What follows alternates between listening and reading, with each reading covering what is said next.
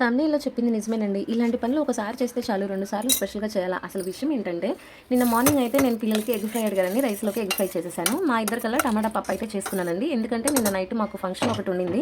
So, దానికి వెళ్ళాలి కదా! ఒక పూటే కదా అని టమాటా పప్పు అయితే చేశాను. ఇంకా ఎట్లాగో పొద్దున పూట తాలింపు వేసి వండేస్తే మేము భోజనం చేసే టైంకి గట్టిగా అయిపోతుంది అనని చెప్పి, సరేలే మధ్యాహ్నం లంచ్‌కొస్తాం కదా! మళ్ళీ పని 2 సార్లు ఎందుకు అనని చెప్పి ఇంక లంచ్‌కొచ్చినప్పుడు తాలింపు అది వేసేసి, ఇంక ఉప్పు, కారం, కొంచెం పసుపు అయితే వేసేసి గ్యాస్ స్టవ్ మీద అయితే పెట్టాననమాట. ఇప్పటికిప్పుడు చింతపండేస్తే అది సరిగా మెత్తబడకుండా చాలినట్టు, ఉడికి ఉడకనట్టు ఎక్కడ తగులుతదో అని ఒక నిమ్మకాయ అయితే యాడ్ చేశాను అందులో. టమాటా పప్పులో చింతపండుకు బదులు నిమ్మకాయ పిండుకున్నా కూడా టేస్ట్ అయితే బావుంటదండి. ఒక్క టమాటా పప్పుతో ఏం తింటాము, అలా దాని పక్కన టేస్టీగా ఇంకా మామిడికాయ ముక్కలు పచ్చడి అయితే వేసేసుకున్నాను. ఇంకా మా వారికైతే ఈరోజు పప్పు వండాను కదా అని బజ్జీలయితే తీసుకురమ్మని చెప్పాను. మా వారైతే బజ్జీలు తీసుకొచ్చిచ్చారు. సరే అని ఇంక నేను ఇంటికొచ్చి భోంచేద్దామని వేడివేడిగా పప్పు, ఆవకాయ పచ్చడి ఇంకా వేసుకొని, కలుపుకొని అలా బజ్జీ కాంబినేషన్‌తో తిన్నానండి. టేస్ట్ అయితే సూపర్ అంటే సూపర్‌గా ఉందనమాట.